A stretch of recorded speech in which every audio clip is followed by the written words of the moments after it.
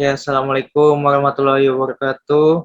Ya, perkenalkan nama saya Ahmad Akbar dari Prodi Teknik Elektro, angkatan tahun 2019. Jadi, saya akan menjelaskan mengenai jurnal saya, eh, mengenai tugas kecerdasan buatan yang dimana kami diberikan tugas untuk mereview sebuah jurnal dari yang berkaitan dengan materi kami yaitu kecerdasan buatan.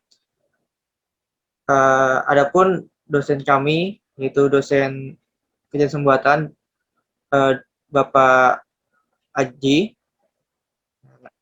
Lanjut.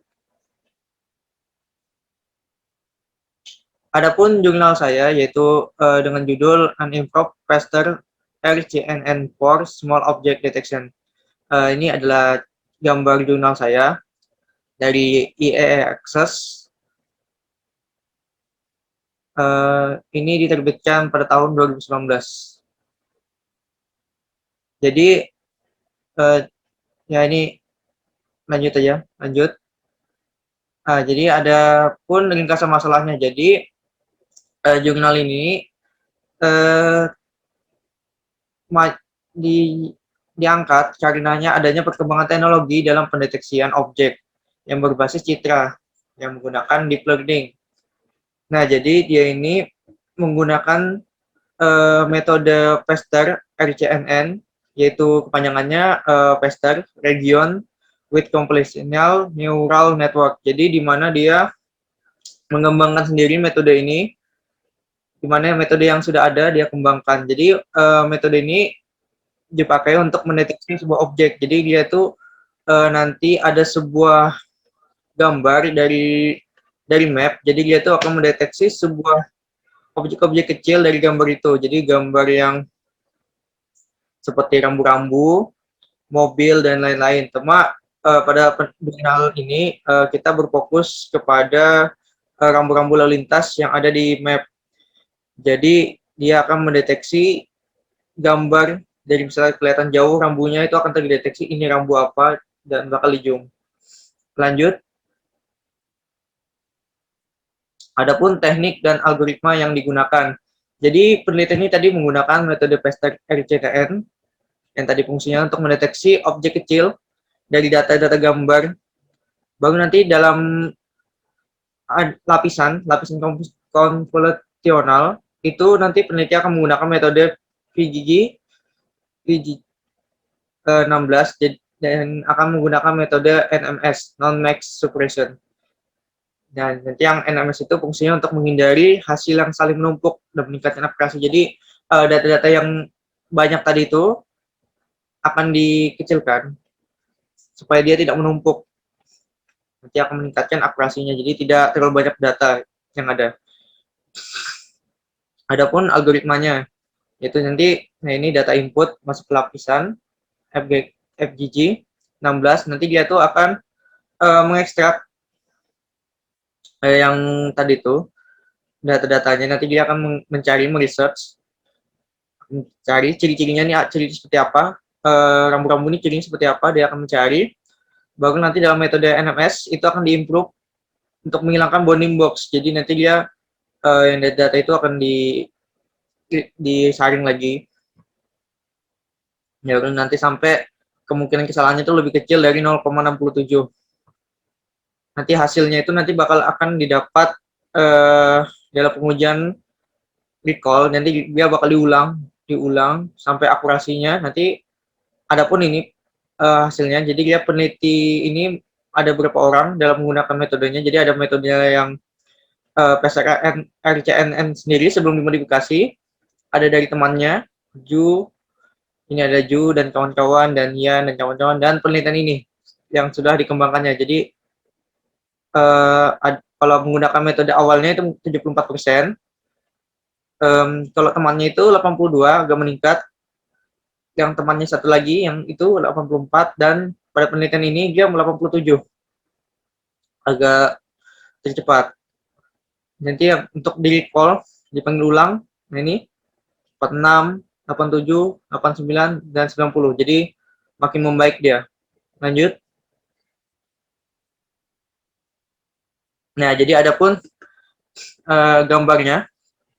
Jadi gambarnya itu ada input. Jadi input ini gambarnya tadi, saya gambar mapnya tadi itu bakal masuk ke sini. Komposisional 1 ke pooling, komp, komp 2 pooling, sampai dia ke ini unpooling. Nanti setelah masuk ini ke master pooling. Lanjut nanti ke pooling. Nah, ini adalah hasilnya. Jadi pada gambar ini dia terlihat jauh, tidak kelihatan nih rambu-rambunya, tidak kelihatan jelas. Ada yang gambar sebelah juga terlihat kelihatan jelas. Nah, setelah menggunakan metode ini, kita tahu ini metode ini rambu-rambu apa. Jadi dia bakal terjum, baru nanti bakal dijernihkan. Kalau misal kita zoom aja kan itu pasti bakal buram. Nah, itu dia akan menjelaskannya. Nah, ini ada rambu-rambunya yang didapat. Ada yang rambu tidak boleh parkir, tidak harus jalannya lurus. Ada ini kecepatan 60 km per jam. Nah, jadi dia bakal membaca, mengejum dan membaca, mengidentifikasikan rambu-rambu. Lanjut. Nah, ini ada pun hasil yang diperoleh. Jadi, lihat dari yang tadi itu, kita bakal dapat hasilnya ini tingkat keakurasian gambar ini dalam mengidentifikasikan rambu-rambu. Jadi, ada yang tadi kan perbandingannya antara 74, 82, 84, 87. Nah, dia dari pembawaan yang awalnya, cluster yang metode awal tanpa pengembangan itu dia cuma 74% dapatnya, belum optimal. Nah, setelah kita ubah, dia mendapatkan 87%. Dan pada saat di recall lagi, dia mendapatkan kenaikan 3%, yaitu 90%. Jadi dia ada peningkatan setelah diimprovisasi dan setelah di recall, setelah dipanggil ulang. Lanjut. Nah, ini pun ada pun keunggulan tadi metode dan algoritma yang digunakan. Jadi yang keunggulannya tadi itu dia meningkatkan akurasi dan keoptimalan dalam mengidentifikasi rambu-rambu pada gambar tadi. Jadi yang dimana tadi itu terdapat sebuah nilai awal di mana dia akurasinya itu masih kelihatan kayak kurang 70-an. Nah, setelah diubah, dimodifikasi itu mendapatkan nilai yang lumayan tinggi yaitu 87. Itu dapat menilai, dapat mendeteksi benar-benar kecil. Yang dimana tadi gambar tadi itu kelihatan kecil seperti kalau di orang yang melihat itu seperti jauh, tidak kelihatan itu apa. Nah, dia bisa mengidentifikasikan ini rambu apa, ini misalnya benda apa bisa diidentifikasikan. Jadi metode ini sangat menguntungkan dan ada kenaikannya, keunggulannya. Lanjut.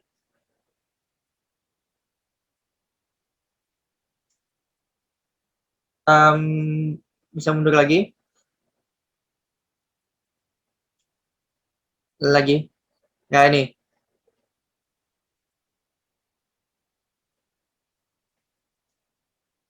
Maju. Maju lagi.